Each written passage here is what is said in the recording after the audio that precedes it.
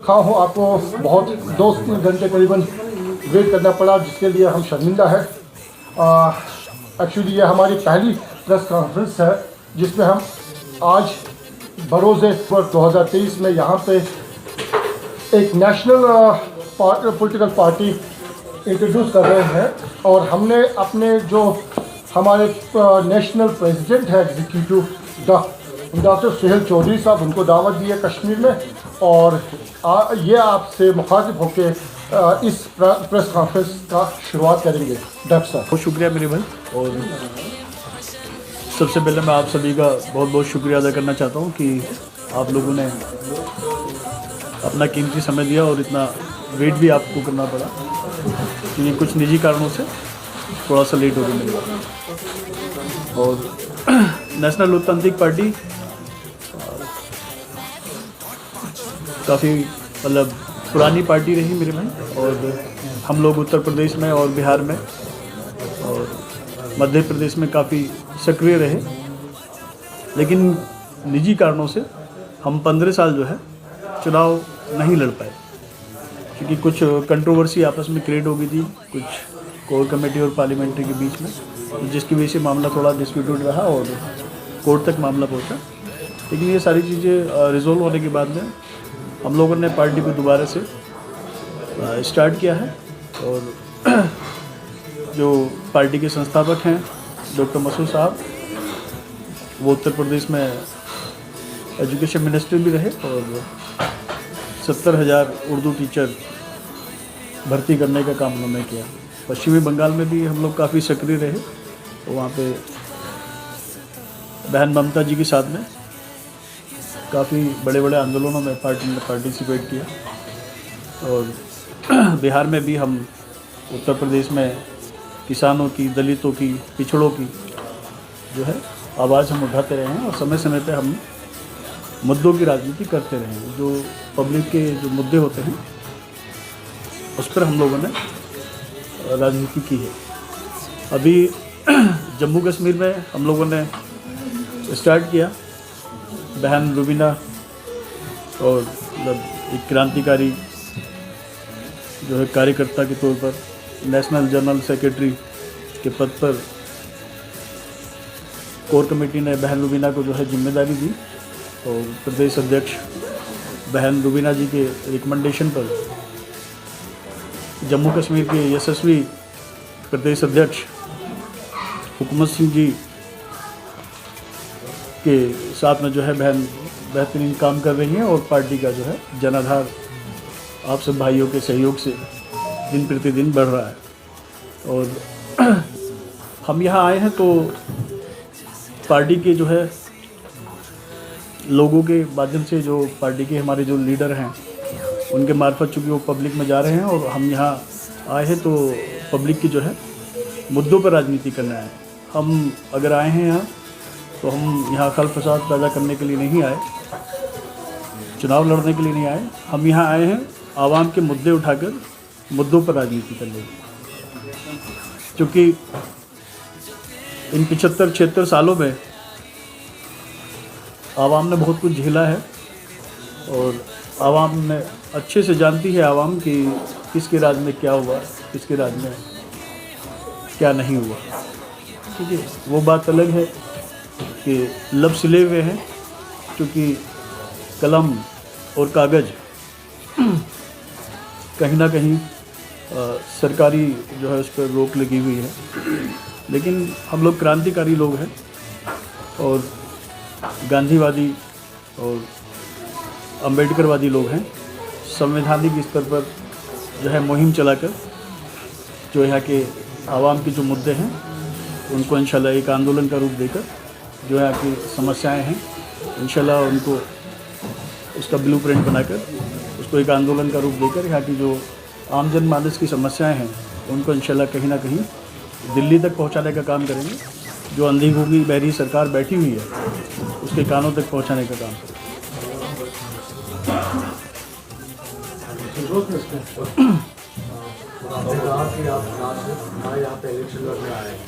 भाई मेरी बात शायद सुनेगी, और मैं आपको बता दूं कि उनमें और हमें यही अंतर है। ऐसा नहीं था कि उन्होंने उनको मौका नहीं मिले। जो इससे पुरानी जो सत्ता में पार्टियां रहीं, उन्होंने समय रहते सही डिसीजन नहीं लिए। आवाम का सिर्फ शोषण करने का जो है उन्होंने काम किया और आवाम के लिए भलाई के लिए कोई उन्होंने ठोस कदम नहीं उठाए, जबकि वो कर सकते थे, लेकिन उन्होंने नहीं कहा। लेकिन वो जाति मफाद के लिए काम करने वाले लोग हैं। हमारा उनसे कोई कंपैरिजन नहीं है। मैंने आपसे बताया कि मैं चुनाव लड़ने के लिए नहीं आया हूँ, लेकिन इसका मतलब ये नहीं कि हम चुनाव नहीं लड़ेंगे।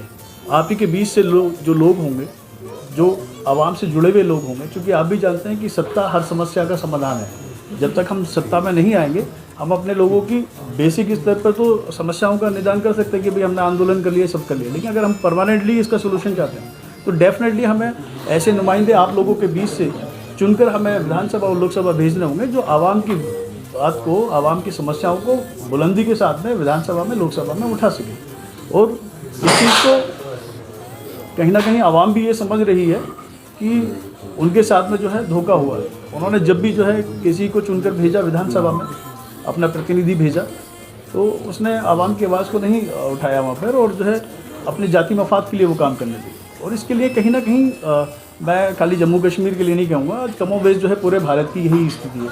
और हमारे जो माशरे के जो लोग हैं, हमारे जो लीडर हैं, वो चाहे वो सियासी स्तर पर हों, चाहे वो मजहबी रहनुमा है, वो सिर्फ अपने जाति मफाद के लिए काम कर रहे हैं। उनको आवाम की समस्याओं से कोई जो है लेना देना उनको नहीं है। मैंने अपने लीडरान को, अपने भाइयों को ये कहा है कि आप आवाम के बीच में जाएं, जो उसके मुद्दे हैं उन मुद्दों की राजनीति आप करिए।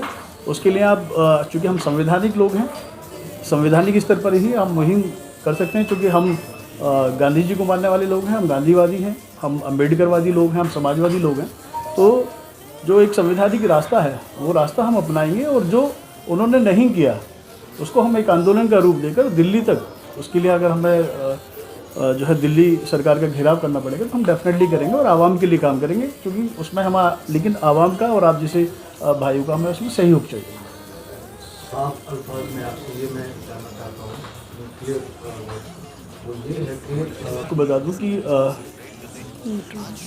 मसला क्या है कि हम लोग जो है, क्या नाम है, आपको स्पष्ट बता दूं कि मैं यहाँ पे आरोप प्रत्यारोप किसी पे लगाने नहीं आया, ना मैं यहाँ पे किसी का नाम लूँगा। ये आप भी आवाम का हिस्सा, आप भी बेहतर जानते हैं कि किस तरीके की जातियाँ यहाँ पर हुई हैं, ठीक है। और सबसे पहली बात यह है कि आप ये बताइए, मैं आप ही से पूछता हूँ कि सबसे जो बेसिक ज़रूरत है वो क्या है?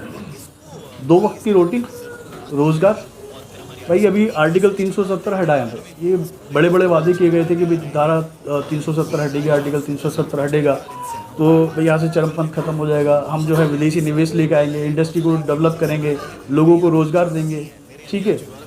जो फ्रूट इंडस्ट्री है उसको जो है, क्या नाम है, बढ़ावा देंगे, जो है क्या इंफ्रास्ट्रक्चर है उसको हम सही करेंगे। भाई आपने लास्ट टाइम देखा कि जो है पिछली बार ये हुआ था कि कम से कम हज़ारों ट्रक जो है सेब से भरे हुए वो ऑन द वे खड़े रहे, 20 दिन 25 दिन वो खड़े रहे, वो सब पूरा ख़त्म हो गया। तो फ्रूट इंडस्ट्री ख़त्म हो गया। इधर भी आपने G20 आपने देखा, USA से आप जो है इंपोर्ट कर रहे हैं, उसमें टैक्सेशन की आप रिबेट दे रहे हैं, तो आप तो अपने लोगों को कमज़ोर करने में लगे हुए, ठीक है। आपने तो यहाँ की जो एप्पल इंडस्ट्री है उसको ग्रोथ देने की बजाय आपने जो है उसको ख़त्म करने का आपने जो है मसूदा तैयार कर लिया, क्योंकि आपने टैक्सेशन में आपने रिबेट कर दी। तो अब जो वहाँ से एप्पल आएगा तो भाई यहाँ की इंडस्ट्री तो ख़त्म हो जाएगी ना।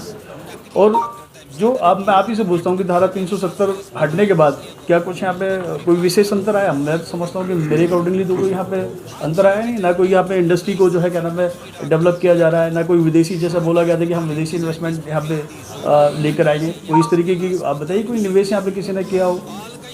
तो ये जो बेसिक जो मुद्दा है, आगे जो बेसिक समस्या है, वो पहले 2 वक्त की रोटी है मेरे भाई, ठीक है। अगर पेट में आग लगी होगी ना मेरे भाई, तो आप आराम से चैन से नहीं सो पाएंगे। और मैं एक बात बता दूं कि अगर आपको भूख लगी तो आप फिर भी बर्दाश्त कर लेंगे, लेकिन वहीं अगर आपके परिवार के, आपका बच्चा अगर भूख से बिलक रहा है तो आप नहीं बर्दाश्त करेंगे। तो कहीं ना कहीं फिर आपको वो गलत काम करने पड़ेंगे जो आप नहीं चाहते हैं, फिर भी वो करना पड़ेगा, क्योंकि आप खुद तो भूख बर्दाश्त कर सकते हैं, लेकिन जो बच्चा है उसकी आप भूख नहीं बर्दाश्त कर पाएंगे। तो कहीं ना कहीं हमें सबसे पहले अपने जो नौजवान साथी हैं इनको जो है, क्या नाम है, रोज़गार के लिए जो है, क्या नाम है, मुहिम हमें छेड़नी है। जो सरकार ने जो है वादा किया था कि भाई हम एम्प्लॉयमेंट देंगे यहाँ के लोगों को, वो नहीं दिया। इसको ये एक बहुत बड़ा मुद्दा है, क्योंकि हम अगर अपने लोगों को रोज़गार अगर देंगे, 2 वक्त की वो रोटी आराम से खा पाएगा, तो यहाँ पे सुकून आएगा। ठीक है, इत्मीनान आएगा, शांति आएगी, इसके बिना वो संभव नहीं है मेरे पास। बाकी फिर इसी तरीके के और तमाम मुद्दे हैं, तो उसको भी जो है कलमबद्ध तरीके से उसका ब्लूप्रिंट बना के मैंने बहन से बोला है।